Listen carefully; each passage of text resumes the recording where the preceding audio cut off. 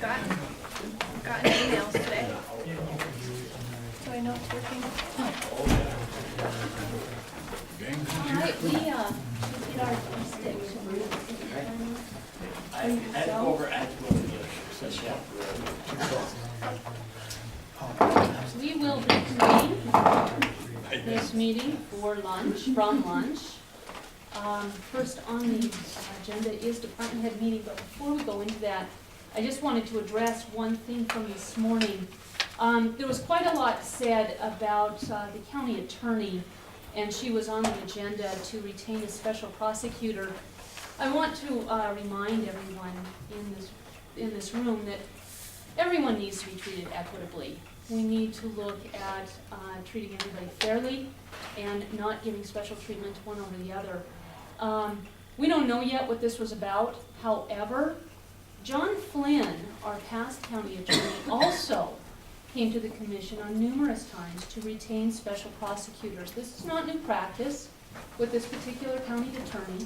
This is something that Broadwater County has done for many, many years. And to attack one person while those attacks never were brought to the commission concerning another is simply unconscionable and inappropriate. So with that, we will move on to the department head meeting. So thanks for coming, guys. Just very quickly, we need to have these more often. They need to be more of a dialogue, more of a back and forth, if we can. So, I just wanted to bring up a few things, and then I'll open the floor to my fellows and to you guys. But Safety Committee. Brian and Mike are chairing the County Safety Committee. Vice Chair is Scott, and the Administrative Assistant is Tammy. There are documents that have been sent to everybody, and we are actually going to pursue a zero incident policy. So it's an aggressive goal, but you know what? If you don't shoot for a high goal, you're not going to achieve it. So that's what we're aiming for. At our last meeting, we had almost every department represented. Two of the largest departments were not, Sheriff's Department and Road. See Dana. Dana, I understand you and your guys were getting your training to be able to drive into Graymont. Yep. So that was fine. But we do need the Sheriff's Department because we make decisions that apply to you guys and can harm what you're doing, but we don't know it. I was in a different town for a different meeting, so I couldn't be there, but I'm supposed to be there. All right. Please forgive me. You think so? I think so. All right. You're forgiven, Perlane. You're too easy. Thanks, David. So, Brian, when is the next safety meeting? Off the top of your The head? second Thursday in February. It's the second Thursday of every month, 3 All right. o'clock, somewhere in the courthouse, Probably in the basement, probably in the basement. but that could change. Brian, you know what day that is? The second Thursday, Yeah, you know what day that is? that's the 13th. day before the state wrestling tournament starts. You probably won't be there. I'm actually in Billings, but I'll be there. you'll be there next. Yeah, I can be there. Well, I'll let you know. Okay. And if you can't, Dana, if you could send a second, that'd Okay, be great. all right, All right, might be able to do that. okay, very good. We try and keep them to an hour. All right, anything more on the safety committee, any updates, anything, any questions? All right. Next, we had kind of a budget review, which is another thing we need to get going on and do more consistently, last meeting. And what we talked about is most departments are looking pretty good. Most departments actually put together a plan early in the budget season, about May and June, sent us letters, and actually had some really good goals in mind. But what we need to do, we decided as a commission, is meet with each department head individually, just kind of go over your budgets, make sure we're all on the same page, everything's looking good. If there's any questions, we address those. And we would also like to hear more about your goals for this year, even though half of it's over. Cost saving, revenue generating, customer service creating, whatever your goals might be for your particular department. Mechanical needs. Mechanical needs, absolutely. Long-term needs too. Some of you have started new CIPs with money that you had left over due to good budgeting. So, you know, what is it you see on the horizon that might be some of the things that you need to purchase? How is staffing, how are hours, safety issues, we can review some of those. So that's it. I just really thought it was important to bring us all together. And we'll start doing more of these on a more consistent basis. You guys have anything? Yes, Judge? Are you gonna schedule the individual department head meetings with you later? Mm-hmm. Just send us emails or something? Yes. Yeah, we have two today. We have the Sheriff's Department and Maintenance today. Okay. So we'll just be doing a little bit at a time. Mostly we would get bug-eyed to do them all in one day. Oh, yeah. Yeah, we'll spread it out a little. Anything, Doug? The only thing I have, and I've talked to most of the departments, in April, Windows XP is gonna be phased out. There will no longer be any safety watchdogs for Windows XP. And I didn't get a chance to talk to Brenda on it, but there's 2 computers in the finance office that will need to have Windows 7. There's 7 in my office that are still Windows XP. And out of those 7, there's 2 computers that probably need to be replaced.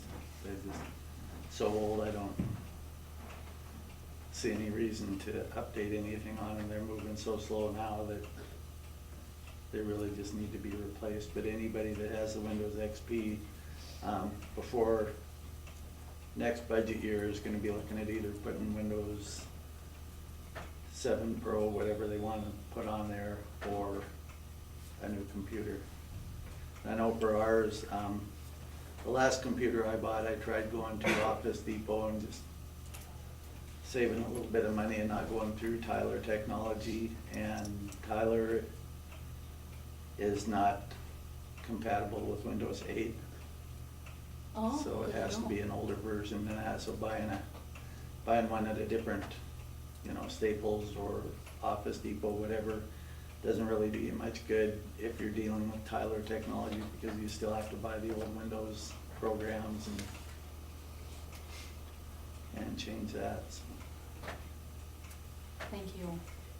So that will affect you for sure, and did you say 2 computers for 2 in Brenda? the finance office. Oh, finance, Yeah. okay, Or mine as well. okay.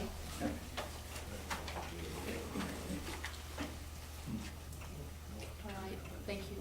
It must have been a long time since you were updated. We were, trying to purchase 1 computer a year, and last year we skipped, didn't update one.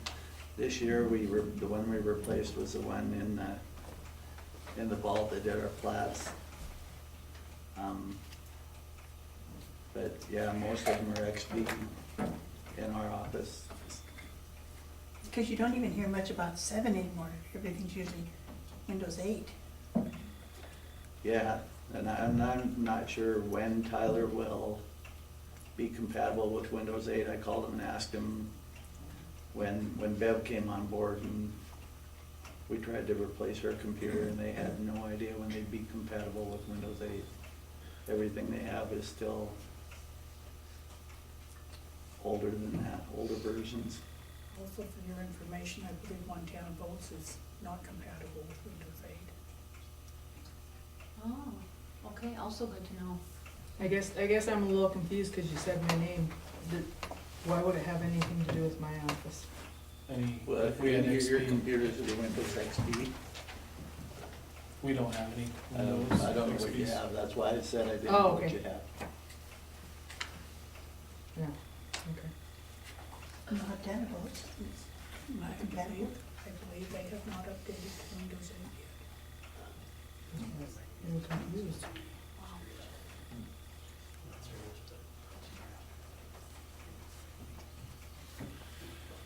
Thanks for that news. And heads up. So can you buy something just to install it in the present computer?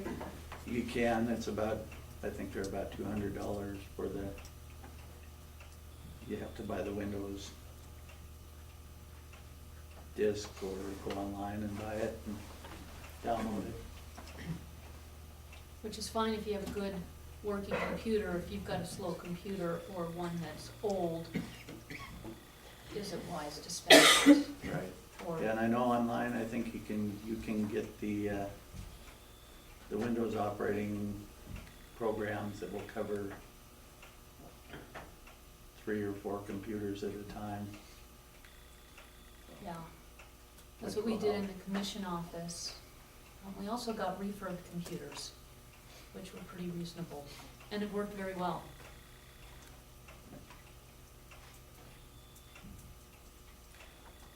So how many computers do you have, Doug? We have 3 in the back vault. We have there's the 2 motor vehicle computers at the counter, which are the state replaces those when we need them.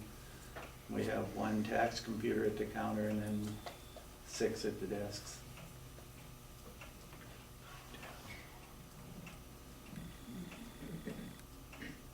Darn it, huh? Yep. And all of them have to be updated then? What's that? All of them will have to be updated? Not all of them. No. There's 2 of them that we have that are Windows 7. And the state is getting ready to update their motor vehicle. So but yeah, in our office, there's the one at the counter needs to be updated. And then I think yours has Windows 7 and Bev's has Windows 7. Everyone else is still on XP.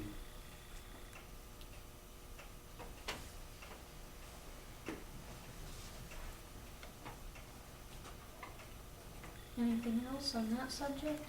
Looks like we've got a big job ahead. I do. Yep. All right, any other questions, comments, concerns, input, news to share? Yes. Brenda, how many computers do you have that would have XP that would need to be upgraded?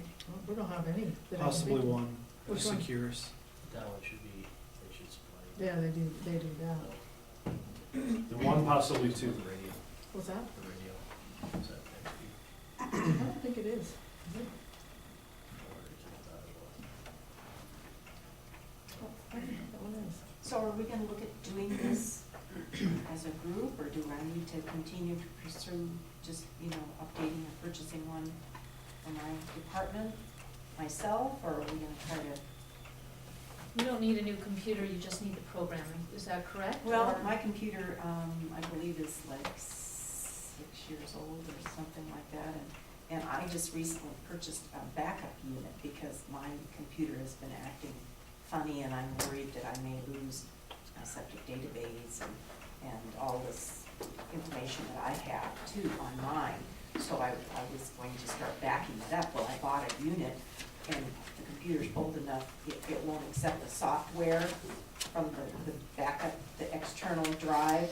And so, I can do it manually and back it up on that, but because the computer's old enough, it doesn't work with this new, and see, if it did, then it would back it up automatically. I wouldn't, every day it would go in and back up everything, but I have to, manually go in and I can use it, it just doesn't do it automatically. So, I think I'm just worried about mine dying too, so. Sure.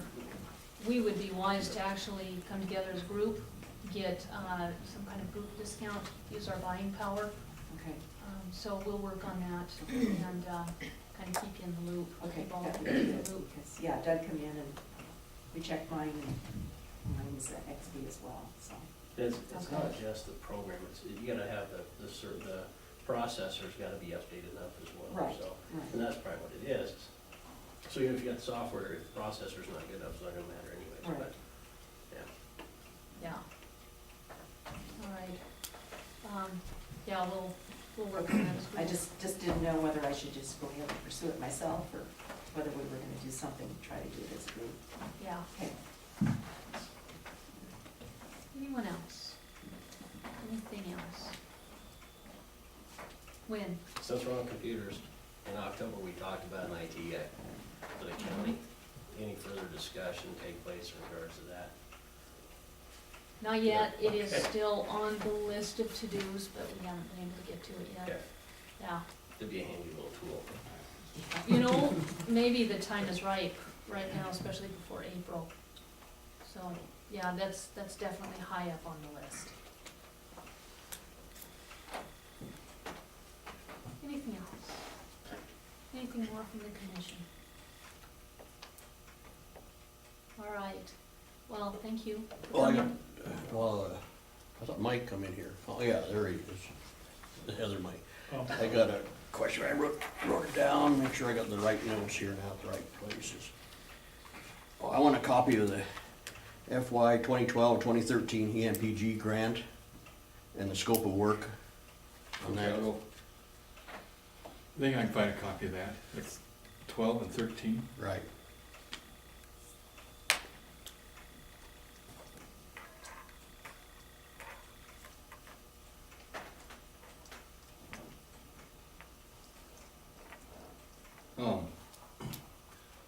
So I'll be seeing the commission next week, I think, at 10:15.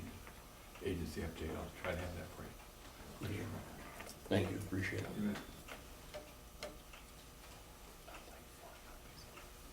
Besides computers, is there anything else that any department foresees that they're gonna need?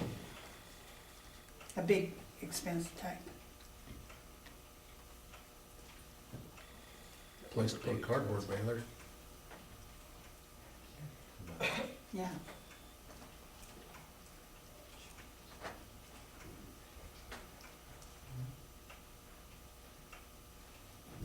And that's it. There. It's kind of hard to, think on it, let us know, send us an email, come see us, whatever works for you. What's defined as a big item? Well, it's funny, for you guys, a big item probably is bigger than for Department 1, which might be a printer. The computer program, That's like a pothole in the road for me. But usually my issues have a lot more things defined to it, so, that's, I think for the most part, everything's been addressed. We had the flooring issue, we've always had maintenance issues that Mike's been taking care of, things like that, but I think everything we're sitting pretty good on that, I think. This means yes, this means no. We're good. Kinda? Are we talking about the rest of this physical year or for the following physical year? We're just talking about getting through this year, right? I Or are would we say, talking about future? I would say both. Okay. Be thinking about what you need the rest of this year, but also if there are any, a year from now, 2 years from now, things that you can see, you can start planning on those. Okay. Does that sound all right? I do have one. When, again? Because you know what, I just like to talk, no, just kidding. We talked about the search and rescue vehicles, and we talked about last, I think it was 13th, give or take, we talked about a whole lot of search and rescue folks, no means to transport them. We do have a couple vehicles that I'd like to get to a point where we can trade those in and get something that's useful to transport the 22 people that I have on search and rescue. So the single cab pickups don't necessarily work real well. You can stack them in underneath the topper like cordwood, but they might get a little offended if I do that. So I guess I'm reaching out to the commission on what exactly would you like to see from me in order to kind of put that in a perspective to move forward for some sort of consideration. So, because I want to get rid of 2 of them are mine, and one's sitting in my impound yard that hasn't moved in 3 years. So obviously it's not being utilized if you go down the road. So if it's coming across with a proposal to trade in a few and then look at a different option, then that's what it is. I just need to know which direction to go with that. I'd say you should look for a Suburban. I remember years ago, Search Rescue had a Suburban, you know, and that work, you'd carry 5 people or you, whatever else you have to put in there. Well, the other issue was we had that big monstrosity of a boat and which is, it goes into it real nice at the ramp, it just doesn't come out very well. You know, it's, you know, we have a half ton that pulls it out, but, you know, like I said, we have 2 vehicles that have high mileage on them and, you know, trying to yank a 24-foot jet boat out of the lake it tends to get a little bit on the work outside of that. If we blow an engine, then we're out another vehicle, so. I don't know what's gonna work best, I just wanna have that option to look at, doing something other than a standard cab 1988 Oh, yeah. Ford Yeah. pickup, and, because we have 2 of those that aren't being utilized, so. Just, you know, if you want me to write a proposal, I'm more than happy to do it, we'll get it on the agenda, another meeting time, and we can discuss it then, that's fine, I don't care, whatever works best for you guys, so. If you could put together a proposal, I'm good at it. give us an idea what you can get for trade-in, what you've found as far as the vehicle, what you want. Okay. Give us all the tools we need to say yes. Well, I think I'd like to have a meeting with the search and rescue personnel, you know, next month anyways, and see, get some feedback from them as well. What they see is gonna utilize and what works, so, and not just make a hasty decision on something that, to meet a need at one time, but not necessarily later down the road, so. I'll meet with them and then I'll write something up and get it over and get on the agenda and talk about it then. Yeah, Single cabs should at least be replaced with the club cab type, you Yeah, know. oh yeah, well, that's, I mean, for a long time, we hardly ever had anybody, but, you know, now it's not uncommon for us to have 10 or 12 people show up for a search, which is great, and that's what we want. Just need to get them from point A to point B, so, that's a huge key, so, but we're making progress, so it's all that matters, so. I'm done. We think, What would you have to be taking on just a regular search for equipment? Behind regular search. You know, I'll be honest with you, last year, you know, we had a lost hunter, and, you know, we had, somewhere between 30 and 44 service guys. We had 10 ATV teams, we had 5 dog teams, we had a helicopter. We had Lewis and Clark County, Jefferson County, we had all sorts of people. And in order to move supplies for those, we had food, water, and all that, but then, you know, we had the guy who went rock climbing, and when he fell, it discharged his firearm, and it shot him through the groin, and the bullet ended up in his heart. You know, that's a task, trying to get a backboard or some sort of stretcher. Right now, our truck beds aren't long enough to get the stretcher in the back. So without putting the tailgate down, which, you know, if you got a bullet in your heart, I suppose you're gonna be a little uncomfortable bouncing through a metal gurney down a mountain road, but, you know, we've had, ice rescue. We have ice rescue sled, we've got Gumby suits, ropes, you know, all sorts of things. And it's just, we are very complex in what people do here, whether it be rock climbing, snowmobile, avalanche rescue, ice rescue, open water rescue, swift water rescue. We have a multitude of things that we have to deal with, and there are specialized tools for all of it. And so it's not, like, you know, we kind of, as the seasons change, we kind of change how we have the truck set up, so they're more set up for what we might deal with during that type of the season. So a lot of our rope rescue stuff obviously isn't in our truck right now. All of our ice rescue and open water stuff is in the trucks to be used, so it's just an ever-evolving nightmare, so, yeah. You're right, there's no such thing as normal. No, it's like a routine traffic stop, not even the same, so, it's just, it's gotten busy, and that's the thing, so, and, like I said, having 22 people, if they all have showed up, we all have 22 people worth of gear removed, and that becomes taxing as well, so, and then with the new ATV coming on board, that donation I talked to you about from Townsend Marine, you know, now we have more fuel that we gotta carry and things of that. Just operating supplies, so, just different. So. Anything else? Going, gone. Thank you very much for coming, you guys. Thanks for the input and the information. Appreciate it.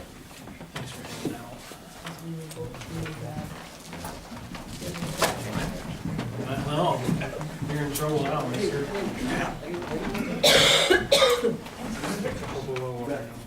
Sheriff's office has detention. That's classic. There you go. Hey, Mike. My lid gets cold.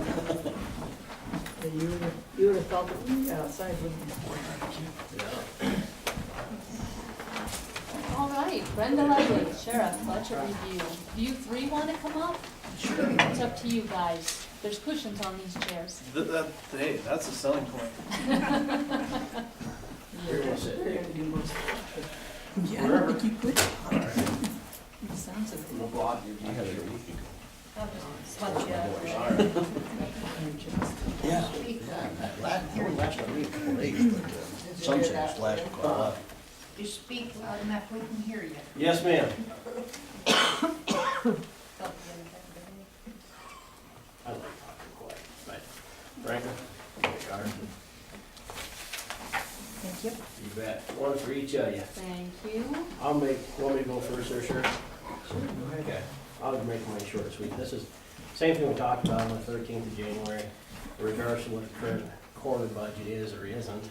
And then, obviously I brought up in October a discussion about putting a detective slot somewhere in the midst. It wasn't for this fiscal year, but I wanted to bring it up in October. I'm bringing it up again this year, so when we roll around into June, that's a conversation that can take place. The third item on that whole packet is obviously just current data for what public safety issues are. So, your arrests, citations, calls for service, and things of that nature. I'm not gonna read the whole thing, because it's not, a lot of this is information for you, but I will just highlight item number 1, is the coroner budget. A couple things we learned last year through the coroner's inquest is that we didn't have a funding line item for jury fees and mileage and all that stuff. There was never anything in it before, because as far as I know, we've never had a coroner's inquest. So, lessons learned, and Tammy was able to provide a line item in there where those were taken care of. The other thing is there's no line item for funding for coroner inquests in general. Now, we used Mickey Nelson last year and having discussions with some of the other counties, is Mickey's just getting inundated with his own casework and everything else. They've now reached out to Dick Brown, who's the Fergus County attorney, or county coroner. And so I reached out to Dick because he's been kind of doing a lot of these inquests, and just ballpark figure that he had with mileage and everything else is somewhere between $1,200 and $1,500 for a one-day coroner's inquest. And some of this that I talk about in this, and you guys can read at your leisure, is I'm requesting we have line items put into those places for those things, because we just can't control what's gonna happen. This year, we've had 2 incidents about barricaded suspects that are suicidal. Granted, both of them have been, we haven't had to go that route of where we had to shoot or they shot themselves, but they're both very volatile situation. Goes back through some history of last year, and it goes back through kind of the things we've dealt with, the high-speed pursuits that normally, have a tendency to end with the shots fired by either the suspect, the officer, or both.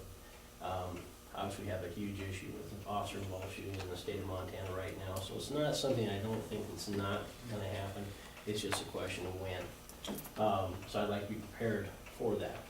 And the other issue in regards to coroner, is that we have a new coroner who was willing to come on, Andy Martin, and, which is great. However, we haven't had a funding source to pay him really. So when he's out here, we've been taking out of the reserve budget wasn't designed for it. We usually use full-time officers, but unfortunately, all of them have declined to do this duty. They said, no, you guys can keep it, which is great. However, this is the 3 quarters, and we obviously have other things to do besides sit at home all the time and wait for that phone to ring. So, Sheriff talked to Andy. Andy was more willing to go through the training and be We've had 4 in the past. We've always had 4 for the most part, as we were able to find people willing to do it. Unfortunately, nobody in our office has a desire to do so, and we had to reach out to one of our reserve officers to do that for us. So there's a request in there for some funding for wages if he's called out. Reality is the 3 of us handle 95% of all the coroner calls right now as it is, so it's not a huge amount of money. And that was that. So look it over, more happy to sit down and discuss it in further detail with you. I don't want to take a bunch of time. Number 2, obviously discussion about the detective position. Back in October when we sat down, I had that crime data for the Broward Crime Control indicating we had 130% increase in our crime here in Broward County in the same period from 2012 to 2013. That being said, I also went back and talked to the clerk of court, and I think it was in 2010, we had 31 felony cases filed, 11 was 34, 2012, 38, 2013, 45. I have cases that still have not been filed yet, and so it'll be filed this year. But I have cases from last year, so that number really could have been a lot more than what it is. And I know the county attorney and the sheriff and you guys have met in regards to an investigator. I think that works both sides. However, even an investigator on the prosecutor's side, it works better if they're a law enforcement officer. If they're a law enforcement officer, unfortunately, they do have to fall underneath the supervision of the sheriff. It's just that's just how that is. I mean, we had that issue with John and everything else back then. But I think we put it in there. It eliminates a lot of the inconsistencies with what Carl is being presented as a case. Currently, our patrol guys are running all over the board. We know that. They sit down and work a felony because here, if you get a felony, you get to keep it. And if Nick or I will help you, we do if we can. Problem is they sit down and do something else, they get called back and forth, back and forth. So they're always trying to get caught back up to where they're at when they sat down and started their report. That's where the inconsistencies are falling in. Back up to the fact that they don't have the time. People work during the day or they work at night. Whoever's got the case might be on a different shift. That creates overtime for us. It causes bad casework. And in reality, it becomes a prosecutorial nightmare for Carla.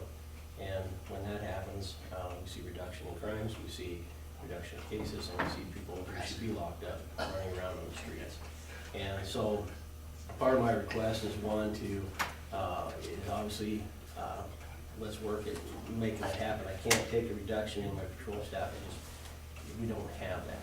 We haven't had a change in our patrol division or our sworn staff since 2006. That's a long time. We're 8 years into this game, and the population's increased as so as well as our, you've got to be kidding me. They didn't get the memo. So we've had increase in crime, we've had increased population. We just don't have the ability to take away. And so that's where I'm at, because I truly want to get back to where our patrol guys are out there doing proactive law enforcement duties instead of being reactive. And that's what it's come down to, is they react to everything that happens.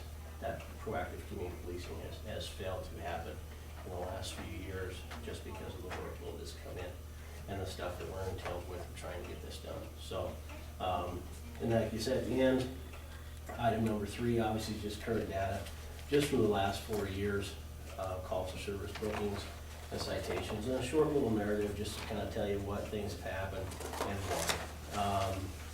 You know, how we've changed our policies or procedures on how we prosecute cases, or even send in, you know, whether we do a notice to appear or we do an RFP or Carla's office, or either or. And then on the back, the last part of it, just gonna show you what like this is the booking, arrest information, for that time frame. There's a citation summary for that time frame.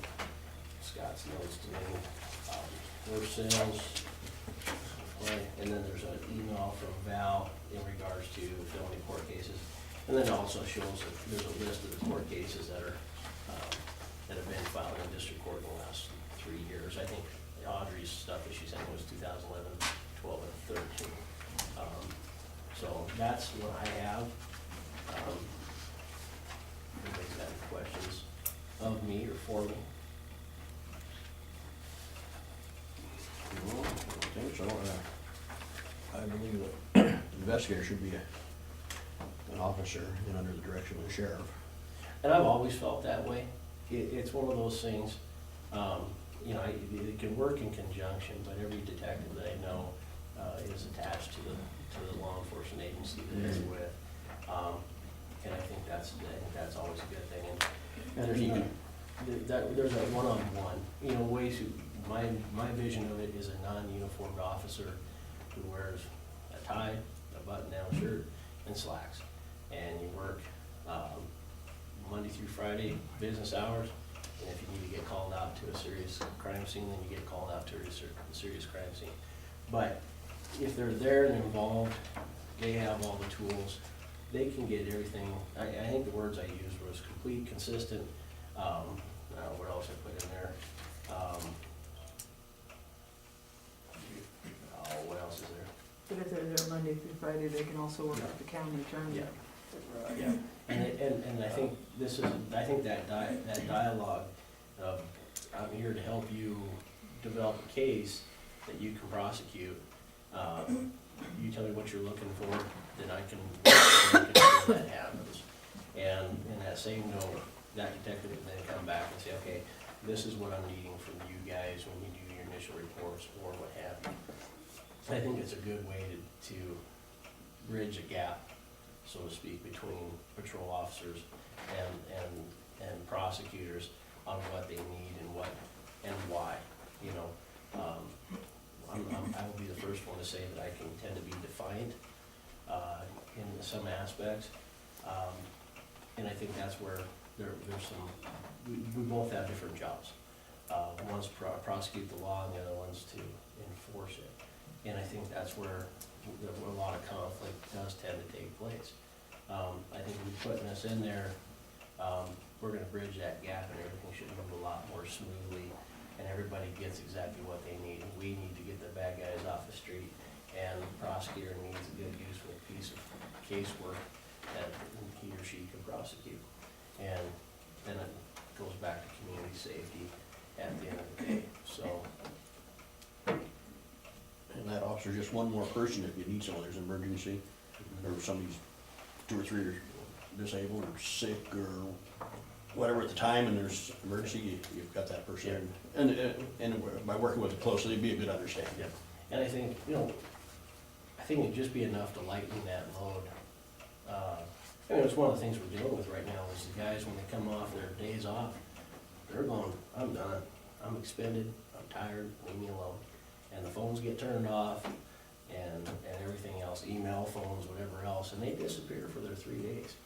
And because it takes, it's taxing is what it is. And I'm looking, and Nick and I can speak very freely about this. We have done probably 95 or better % of all sex crimes that have occurred in the county in the last 2 years. I've been working for a long time, and I will tell you what, there is only so much you can handle looking at a little kid having them tell you about getting molested or sexually abused that you can handle. And at some point, that gets overwhelming. And I think some of our guys are family men. Nick's one of them. He has kids at home, and when we start sitting down with these guys, these kids talking about these crimes that are committed against them, or even adults, or what for that matter, it's hard. It's a hard pill to swallow, and you can only do it for so long before somebody else has to do it. And they're so complex. In one case I had was a 14-year-old offender. Worst sex offender I've ever dealt with in my career. I interviewed 25 kids that had been victimized by this young man. And he would rape little boys and he would sexually assault little girls. Literally the worst case I've ever worked. And I told John Flynn, I am done. I am done. I'm not doing another interview. I can't. I emotionally couldn't handle it anymore. What I had was plenty. No other kids came forward. I had exhausted everything I had. But it was just a mind-boggling, it sucked. Nothing about it was pleasant. And to see these kids cry, and a lot of them now we see as adults in the correctional system because the parents never took that step to take them to that where they needed to get the help and brushed it off. So now we're dealing with it as adults, and you have to go, I got an idea why. And so that's just one of those things. I think somebody who can specialize in those things, take the time that needs to be done without being pulled off to another case. I think a lot of those goods can happen out of that. So, at least just for our community members at large, you know, per se, so. My opinion, so. Read it over, if you got any questions, you guys know how to reach me. I won't take up any more of your time, because these two want to talk as well, so, if you have any questions, call me, email me. Mike probably doesn't want smoke signals, but, that means building's on fire, but, yeah, unless you guys have something for me. Would you say sex crimes are up a lot more than before, years before? Currently, three or four of the people we have in there are there for having, sexual intercourse without consent with a juvenile. There are cases. I think there's 3 of them I know of, the victims are 14 years or younger. The oldest offender was 40, you know, and that's where we're seeing a lot of that. We're seeing, you know, it just. I think the victims are coming forward The more. victims are coming forward more, which is good. That's what we want them to do, and we want to keep, if we're not providing the right service all the way through the whole thing, the report, the investigation, that's just a small key. We gotta follow up all the way across the board until it's completed.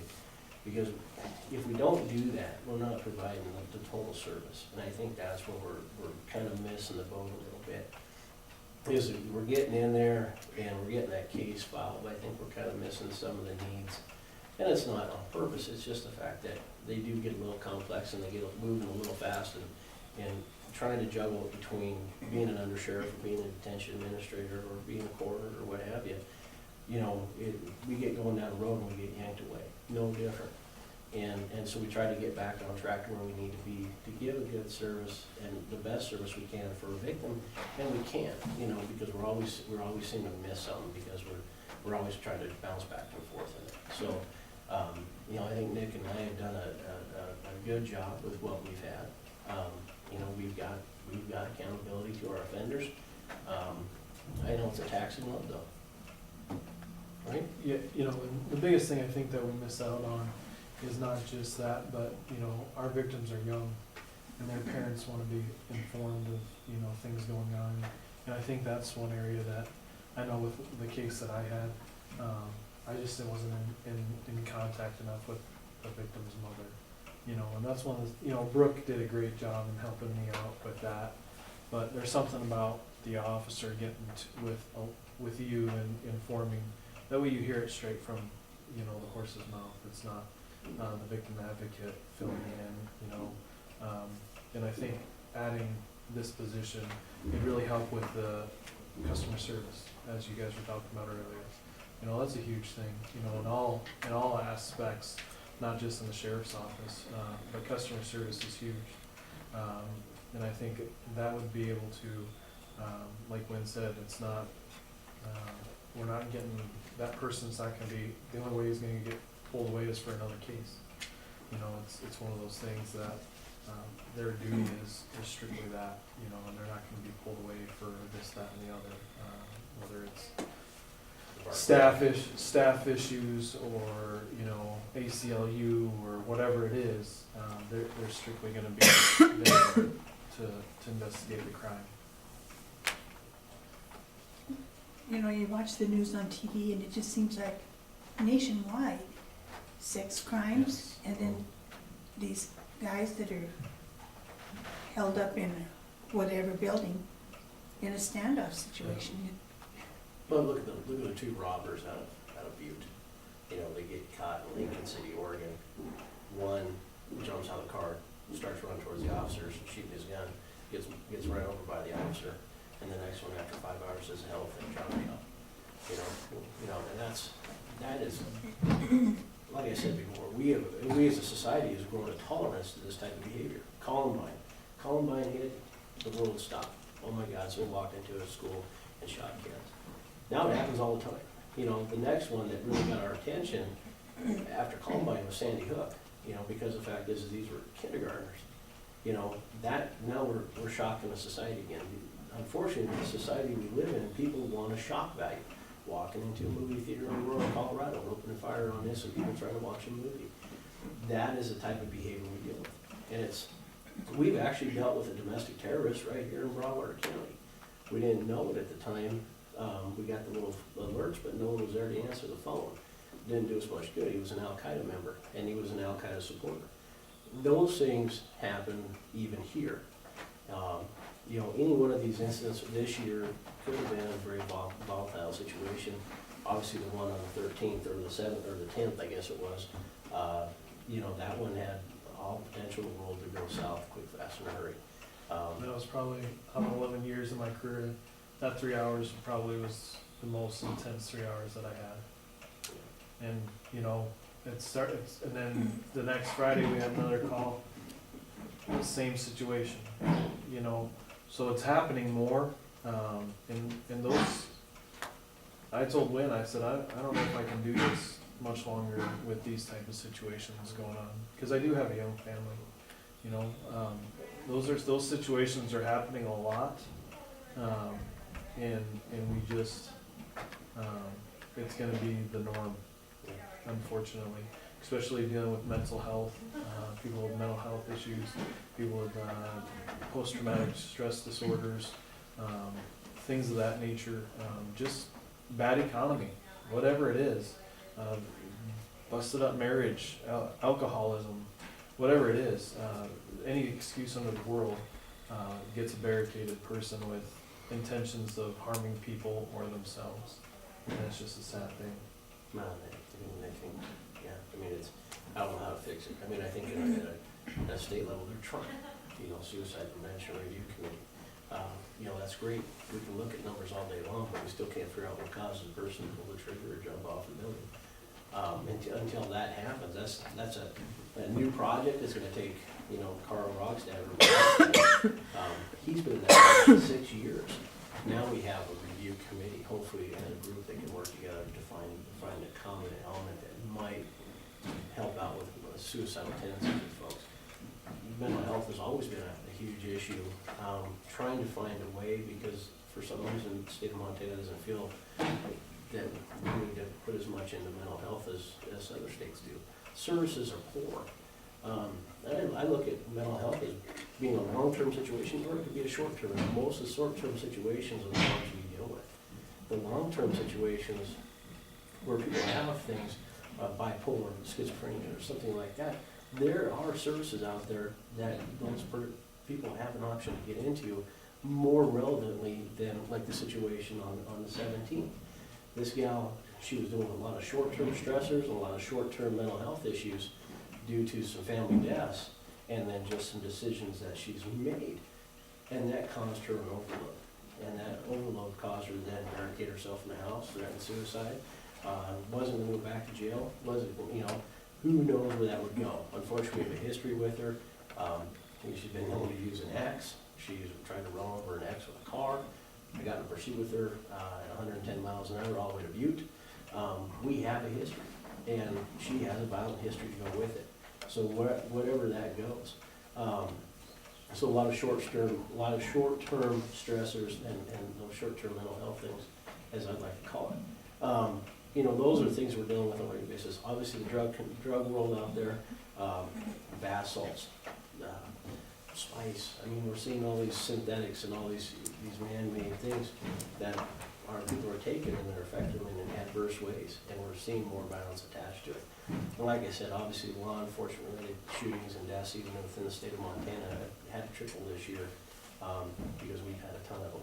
We've had a ton of shootings, and all those things come back in the inquests and more things like that. And I know our guys at DCI, they're wonderful, and they come and help us, but they're getting tired too. So there's only 7 major case investigators for the state of Montana through DCI. With what's going on, they're busy, and they're going as fast as they can. So yeah, I think even a core person in our own agency, for that person to work with, I think is a huge benefit.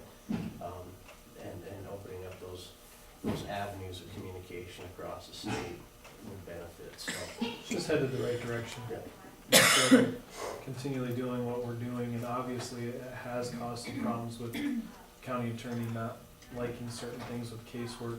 This just gives it consistency, you know, and that's the only way to move forward is that consistency, that ability for, not only what they as administrators of the sheriff's office, expect out of that person, but also what the county attorney would like to see. It's just that consistency that we need to move forward and better our agency. I think that's the biggest thing. You know, it's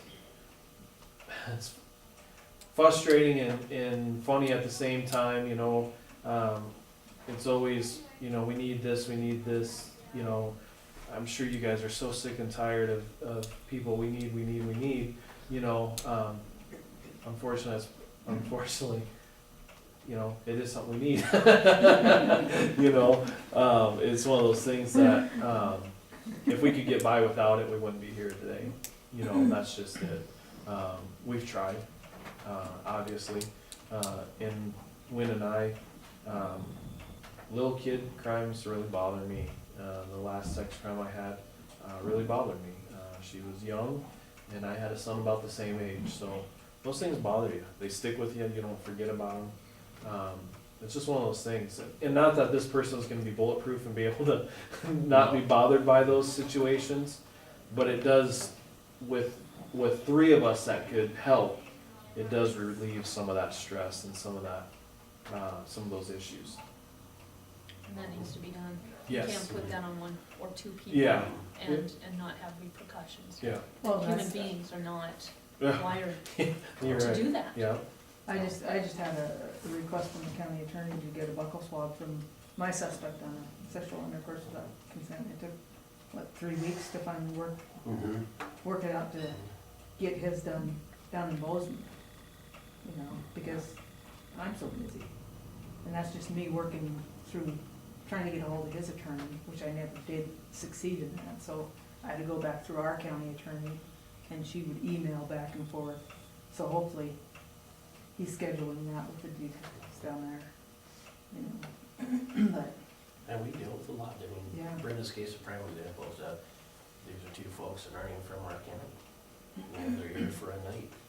And this isn't the first time it's happened. We've had quite a few of these cases where they start out the lake, the Silo, Lyre, Hellgate, or Goose Bay, or whatever, KOA, and 3 reports. People just come here and it's like looking at elk. As soon as a person sees an elk, they get stupid.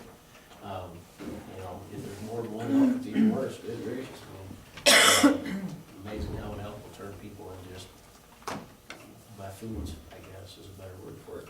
But they come over here, they must see the water. Hopefully they're not drinking the water, but if they are, maybe that's why they're doing the things that they're doing. But they're obviously causing an extra workload. And that's the thing I think we've talked about in the past, is the folks we deal with in Broadwater County are really limited. It's all the outsiders that come in. You know, for the most part, the people in Broadwater County are good people. They make good decisions, they do the right things at the right time. It's all these outside influences that keep coming in that really have created a helter skelter for us, I guess, because it's nonstop. like the Butte robbers. Okay. First place they called was Broadwater County because we dealt with them 2 weeks before. This same couple? Yeah, well, her. She had family here. So, Montana's a great big state, guess what, everybody knows everybody. And, you know, that's just a weird thing about it, so, you know, I would, you know, if we need to get back on the agenda, or if I need to get back on the agenda to discuss those things, please let me know. There's a lot of information there, and I just like I said, in October, I'm following through with what I said in October, and I guess I'm gonna continue down that path, until we can figure out some sort of workable experience for everybody, I guess, so. I'm gonna ask a question that you guys are not gonna like, but I think it's important to put it on the table as something to think about and something to discuss, and something to, it's the elephant in the room. We do not have buckets of money, as you well know. One of the places we'd be looking at is PILT. for all of those unforeseens, and this is something we've been planning on, but it's still at this point unforeseen. PILT hasn't been allocated for next year.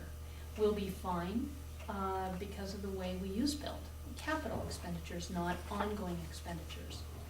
So if we were looking at using PILT to fund this kind of a position, we'd be thinking about layoffs if we don't get PILT because it's ongoing, not capital. So that is certainly something we can discuss. We can get creative with the budget. We can work with you on this to a point. The other side of that is we still don't have much in the way of reserves for your department, which is scary. 9%, I think, is what is in the final budget that everybody got. We don't know what that's gonna look like at the end of the year. It concerns me that you haven't had any increase in personnel for sworn officers since 2006. We grew by 26% from 2002 to 2012, 2000 to 2010. So there's some issues that we need to face, and one of them is your department needs more, wants to provide more service, and there's a finite amount of money. Dave Klaus and Dan Clark have both been to this county and said, we will help you put together a mill levy. It can't just be a letter to the editor, we need a mill levy, trust us. You've gotta get out and talk to the people, you've gotta explain to them what the situation is. And like we've seen with most of the school levies, most recent hospital levy, if you explain to people what the situation is, typically they say, yes, this is my community, public safety is important. Well, public With those, education's huge. it is. With the help of Dave Klaus and Dan Clark, he may be able to help you put together a package for going to the voters. Right. Probably not this next year, but the next one after that.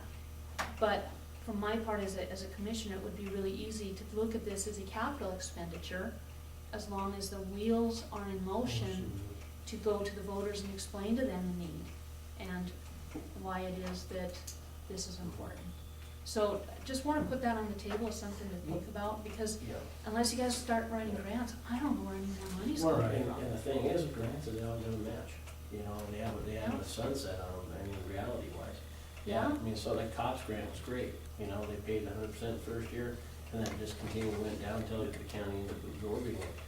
That only works for so long, and then it obviously goes away. It works very well in a bigger agency, where they have bigger tax base and everything else. If we had a tax base like Gallatin County, I would be one happy individual. Unfortunately, we don't, and we probably won't ever in my lifetime. So, exactly what you're saying, I understand. You know, I think that if we can, I have no problem sitting down with Dave Klaus and having a discussion about what it is, but I think that, one, you gotta add community education for one. People in Broward County, and Trudy has done a wonderful job, and I'm gonna give her kudos, because she does, she comes out and sees me on all sorts of things. Never Trudy. As much as possible. Yeah. So, and I appreciate that, because the fact is now the public has an avenue to see exactly what their local law enforcement is doing. And I think that's a huge key. And it's not because I'm not trying to sit here trying to say I need more money. And what I'm saying is I need more people. And the thing is, because our job is getting more difficult. You know, I just spent 2 hours this morning going through an audit review for the Department of Justice, because they're gonna come. I just got rid of these guys last week. I mean, they're back. A different branch of the government's coming into audit. Give me a break. You can only audit me so long before I'm gonna pull all my hair out. But it amazes me, because I'm looking and it says, okay, we have 60 things reviewed, and 60 or 80 of them were cleared. 80 out of 80 were cleared, no errors. Then why are you bothering me? Let's just, I'm gonna ask that question, why are you bothering me? Whatever, it's the state, they do. However, I think it's very workable, and I think it really is. And I'm just trying to figure out, I think we're all trying to figure out how to make the best product for the people that we serve. And that's, good law enforcement, good investigations, good casework, and everything else. Providing resources for victims of all nature. So I think we're doing as good as we can. We've kind of just since 2006, have really taken on more duties, and I think that's why our staff's getting tired. Instead of going and saying we need more, we're trying to do more with less, and I've said this for a long time, we can only do more with less for so long before that just becomes overwhelming, and that's kind of the stage we're getting in right now, is we've pulled it so thin that a nice strong wind here in Broward County could probably sever it, and I think that's where we're at, and just from what I'm seeing and what's going on and everything else, so, I have no problem doing that, so. All that to get the right there, you know. Any other questions for me?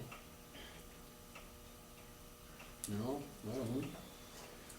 one for Nick when Okay. we get to the point. Do you need me for anything, you're a Captain? No, I'm just You got gonna, some? yep. Okay.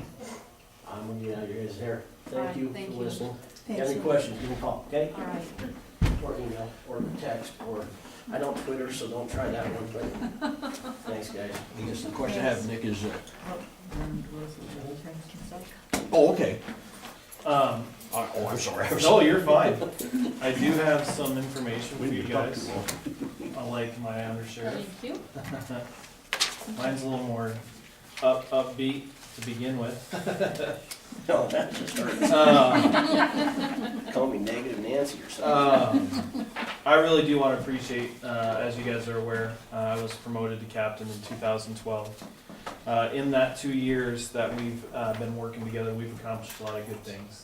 I gave you a short list of things that we did accomplish here on the first page. Security cameras in all the areas of the detention center, that just was a huge boost. The open windows for free air, that was a good deal. I really appreciate that. Mike, he is a huge blessing for our facility. It's a blessing and it's also, how'd you say it? A tough one, because there's so much that needs to be done and he is one person. So, but it has been a huge blessing to have Mike there to help us with the issues. Last week he just went through with Cooney, who does all of our door lock systems, and went through all those, and we learned a lot. He learned a lot through that. 4 and 5 are huge, I think. In 2012, 2013 fiscal year, we billed out $482,769.40. Thus far, just in 6 months, we've billed out approximately $329,982.84. We've been blessed through probation and parole, a little bit of Lewis and Clark County, in bringing in revenue like we used to. Today we have 40 inmates. 30 of them are revenue building inmates. 10 of them are our own. We average between 10 and 14 of our own inmates from Broadwater County. So that's about where we average, between 10 and 14 would be a pretty accurate number, inmate. On an average this fiscal year, 6 months, we average 34 average inmates a day. So we're doing very well. There are days where we do have between 40 and 44 inmates. Our facility is being used, which brings me to the not happy part, so to speak. If you go to the last page, the last page, this morning I got a hold of the new captain over in Lewis and Clark County. His name's Jason Grimace. Yeah, he just got promoted to captain of the detention center there. And they have a 54 bed facility. They right now, I believe, have 82, 83 people in their facility. Their projected number is they want to be around 70. We're a 47, 48 bed facility. Our projection is we like to be right around 40 inmates. It leaves room for some of our own, thing like that. The difference is us only having 6 less beds. We do all of our job with 6 full-time detention staff. They do, they're with a total of 24 full-time staff, with 2 transport officers. What I'm asking, and I feel that with the revenue that we are bringing in year from year, I don't think it's a far stretch. What I'm asking for is for a full-time a detention officer and a full-time transport officer. In the 6 months that we've been open, the fiscal year, we've spent just $7,784.72 in transports. That means I'm using deputies, I'm using reserves, and I'm using one detention officer. And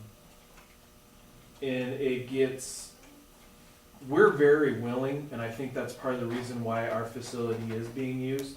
We're very willing to transport, whether it's going to Helena to pick people up, or taking them to Mask, or taking them wherever they need to go. We're very willing to do that. It takes some stress off the other agencies that are using us for a housing unit. But it also is very stressful at times, because if you were to go through, I did attach a worksheet that shows all the transports that we've done since July until January 17th.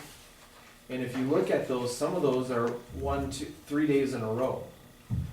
If I had a transport officer, a full-time transport officer, they could get together with the agency that is requesting a transport, or the 2 or 3.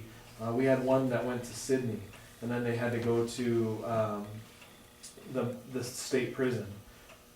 So if I had one guy that was in charge of that, it'd be so much easier for them to actually, instead of these trips 3 days in a row, it'd be one day getting 2 or 3 different places, taking care of that. It would save, in the long run, overtime, things of that nature.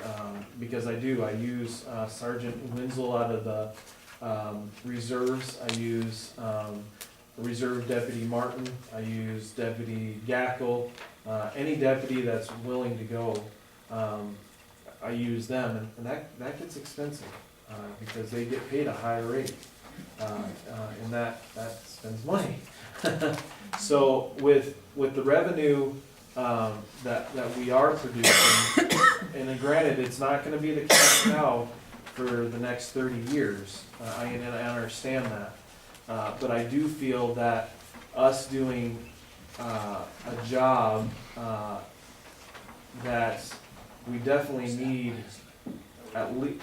And the reason why I'm asking for one more detention officer is because right now my staff, we had a really hard time with people calling in sick. Not saying that they weren't sick, but they were calling in sick, and overtime, working crazy shifts. So for the last month and a half, I've orchestrated a schedule. Actually, Deputy Harris orchestrated a schedule for me that I have 3 of my 6 detention officers working 410s. Since that has happened, I have less time being used for sick time, because they get that 3-day weekend. It's such a boost. But the problem is I have the other 3 that are still working 8-hour shifts. So they work every day but Friday and Saturday, or whatever their 2 days are off. My goal is if I can obtain another full-time detention officer, I can put all of my staff on 410s, which would save in the overtime, which would save in the quote-unquote sick time, things like that. Not only that is, because of the ACLU and the new Montana jail standards, things like that, it gives me just about 2 people on every shift. Right now I have 1 on a shift, unless it's day shift, and they're teamed up for court and things of that nature. But this shift that we've orchestrated, if I could get 1 more full-time detention officer, I could put them all on 410s, which would be a huge morale booster. since I've been captain, I've done interviews over 9 times. I'm losing people left and right. And it's not just pay, but it's because we require so much from our detention staff. I require them to work 12-hour days. I require them to work crazy shifts, doubles, back-to-back turnarounds, things like that. And that's very taxing on especially I have young staff that want to be out during the weekends, want to be out during the sunny days. So it's been very stressful for me as an administrator to go through the hiring process over 9 times. That's just unacceptable. And if we're able to do that, it takes some of that stress away from the current staff that is really being burnt out to achieve what needs to be achieved, not just by our standards, but also the jail standards that the Montana jail standards have set forward. And then having that transport officer, we could utilize him not just for transports to different facilities, but because we are holding DOC inmates and things of that nature, they go to doctor's appointments. So I could use him to, and I already have a man on staff that knows just about every facility in the state and is in constant communication with the people that set up the transports. So it wouldn't be that I have to find someone, it'd just be moving him over to that position. And then, if I am shorthanded, he can come in and help cover if there's a training dispute or vacation, or we do lose someone to an illness, or this past year we lost a dispatcher because she had to have surgery on her gallbladder, so we lost her for a week. So certain things that you can't really plan, I would be covered. So that's what I really am proposing. We are headed the right direction, man. I'm really excited with what my staff has been able to accomplish. And the number, in 6 months, that's just awesome. We've really been blessed. So that please go through, and the reason why these other pages that you have are the last 4 years of what we've housed in our facility. And just to give you some idea of where we were, and where we are now. It's just one of those things that, as I said earlier, our goals, one of those big goals is training professionals. And it's hard to train professionals when they're beat and they have no desire to be at work. And they're more or less there just because of the paycheck. And I don't want that type of worker. I want someone that feels like they're being appreciated, and also respected. And right now they're taken through the ringer because of what I have to do to just run the facility. So that's what I'm requesting, is one more position as a detention officer and a full-time transport officer. Your turnaround you're talking about, I think you always have that on the detention side, because to me, that's the worst job there is in law enforcement, is detention work, and so it's always gonna be a turnaround. But even so, I agree with you on that. And I guess I got another question about if there's anything else first on this. Thank you. Yeah, I do have a question for you. The budget, the running budget that you guys get, and we get, it is so hard with the detention center to figure out where you're at because you have that lag time. Yes. So the $329,982, that is through December? Yes, Is that that right? actually, yes, yeah. So Okay. it's the last 6 months. It's just July, yeah, so it'd be December. Okay. And that's what's billed. That's not what's been received. That's just what we've billed out. Right, and we could expect to receive most of that by March. Right. Yeah, that's. In last year, we received everything but right around $2,000 that we billed out. So there was, I think, right around $2,400 that's the only thing that we did not receive. So far, we've received $216,386. At the end of December. Yeah. Yep. Yeah. So I have a question for you. Yes. Can you, start, getting us the reports so that we can track it that way versus this way, just Yes. because of that lag time? Yep. Okay, and the other thing I wanted to say is, when you look at just the numbers, what you say about morale, what you say about the 410, I mean, that all is common sense, it makes Right. good sense. When you look at the numbers, when you are paying someone time and a half or double time, you're in essence paying, that money could be paying for a new employee. Yes. And then you don't have one person making, time and a half or double, and you don't have the morale issue. So my guess is when we do get into looking at these numbers, that it's gonna be easy to find the money already this Right. year. And that's what I mean, and what I'm asking, I don't think what I'm asking for is you guys are gonna have to pull money on a pill.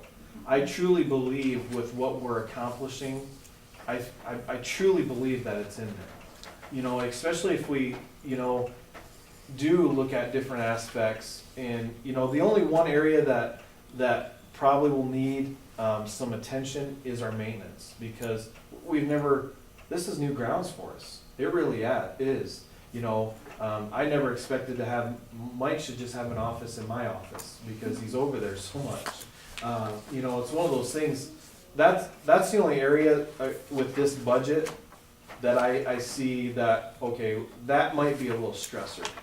But the rest of it, I truly believe with everything that we've accomplished, I don't think it's gonna be hard to find two positions, and implement those two positions. I really don't. Because of certain areas that we have, cut and tried to save and things of that nature. I agree with you, Madam Chair. I really do believe that it's not gonna be something where you're gonna have to say, okay, are we gonna have to take this on pills, or, I believe that we have the ability where I stand now. And that's sort of why I reach for these two positions, because I truly believe that we have the funds to do it. And I think we can save in the long run Right. by going this route. Exactly, and like you Yeah. said, the overtime, you add it up and you're paying for someone else's position. It's just a matter of taking that step to hire that person, so you're not, spending that money on someone else. Granted, they love that overtime at times, and then now to their point where I don't want the overtime.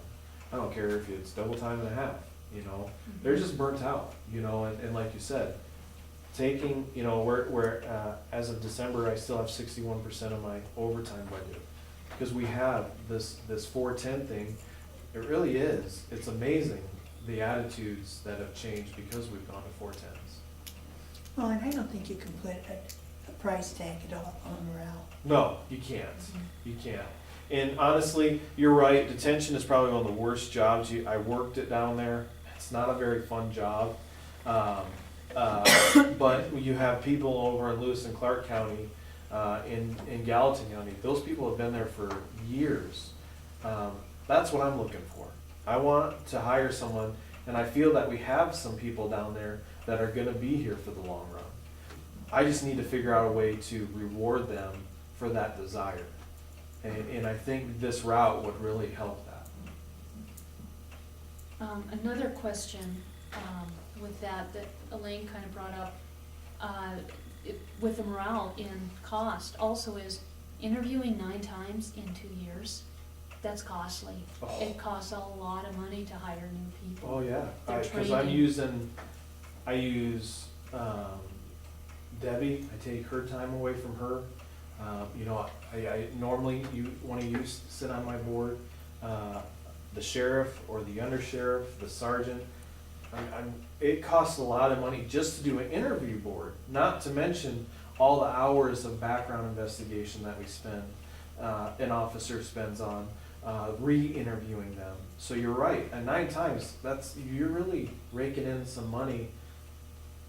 And to do it 9 times, I think that's just chaotic. It's just not smart. I think going the same direction and being able to offer this, I think you're right. I think it's one of those things that really would help. I mean, it's just smart business.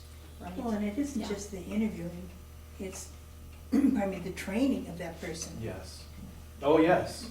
We, believe me, I've actually put off until after they're done with their FTO to put them through the academy. Because I'm not willing to spend that money if they're not gonna make it. Then the only thing we're out is what we've paid them. We're not out that, I don't even know what the academy runs right now for detention, basic. Well, we wait. Their wages, yeah, their wages in the class. So I try to set it up right now where I'm not trying, I'm happy that we've hired these people, and I think they're gonna do a great job, but any moment, they can flip and they decide, hey, I don't want this job. And then I'm back to square one. And I'd rather be back to square one, just out some wages, than all those other costs that we had to pay to train them at the academy. So we've tried to do that since we have gone through the hiring process so much. So we try to save in that area. So now we have, and the other aspect of this is back when we did have so many, all of our control officers were sworn detention officers. We don't have that anymore. I have 2 control officers that are certified in detention officers. And the only reason why is because I've had such turnaround in my control staff as well. So then I have to send my detention staff and my control staff, and that's more money. You know, where if I were just to go this route, I wouldn't have to worry about sending my control staff and spending more money. And some of them have no desire to ever work the floor. And so why spend the money if they're not gonna do it? Excuse me, so, you know, those are some areas that what we used to do compared to where we're actually at right now, they're 2 hugely different things. Nick, I apologize, and Brenda, I apologize, we have a 3 o'clock. Oh, sure. Board of Health, we Yep. 3 make up 3/5 of the board. Oh, so yeah, we no, can't you know, and I delay want no to, show. you know, and I'm more than willing to come back or even meet with you guys on this. I truly believe that we're able to do this without asking for more money. I truly believe that. What I'm wondering about is, can we get those reports perhaps by tomorrow? Yeah, And then could we reconvene, recess until Wednesday and actually address this, since You it bet. it does appear to me on the surface that it's already in your Work for you, budget. Franklin? Yes, yeah, also, at the same time, you can get back with us on the meals, so maybe we get the decision made on that. sure. Because, Are you speaking the quick chill? right. Okay, yep. With the prison there. Yes. And, see, we're gonna paving that out there, of course, it's gonna be a little while yet, but before you know what the time's gonna be, they're gonna be ready to pave, we wanna get that slab Yes, and any conduit down before then. you bet. I can work on that as well. So are we gonna go over the actual budget on Thursday Wednesday, or Wednesday? Wednesday at 10 o'clock, does that work? That works. Yeah, Can I borrow your pen? yeah. I charge for it. And again, I apologize, it's No, just, no, I we apologize. can't no-show or be late for it, or else there is no Board of Health meeting. And we only meet every In, quarter. Madam Chair, what reports would you like? Just the ones, for the detention center that show the Inmates? number of You inmates, bet. the amount for food, what was billed out. But this be just sheriff review, right? I think guess that's what it about it. Bill Sheriff out, budget. is. Sheriff review, budget, yeah. and then meals. Whatever they have. You betcha. How has get that been going with the hospital with news? Oh, don't ask, it. okay? Yeah, I think that's a Wednesday conversation. All right, okay. It's good and bad. And I guess that's the easiest way to say it. It's an ongoing work. And their staff, my staff, me and the, Katie, over there, we meet a lot and we try to iron out each issue, but there's a lot of them. So it's just one of those things. And inmates think they're just entitled to more than what they really are. And that's probably the biggest issue. It's really not with the food, it's more or less what they think they should get and what the nutritionist says, this is what you need. And 2 huge different things. So I can understand that. Yep. I prefer chocolate cake to broccoli any Exactly. day of the week. You ain't kidding. So, but yeah, I can have a report for you on that on Wednesday as well. Okay, All right. Thank Thank you. you, Madam Chair. Thank you. Thank you. you bet. Thanks for understanding. No worries. And, we'll reconvene at If Wayne 10 hadn't o'clock. talked for so long, we would have been okay. Well, you know what? We've been getting some good information, so it's good. Time well spent. That's right. You guys take care. Thank you very much. All right, with that, we are recessed until Wednesday, 10 o'clock. Yeah, I know. I know. What the heck? Forgot all about the department. Oh, we already wrote your name in black. Pardon me? We're on the black list now. red. Yeah, I know. They forgot about light. I know. We can put that down there. Do you want me to see if there's Sure. Is that easier? Yeah, I can do that. I will go down right now. Thanks, Sam.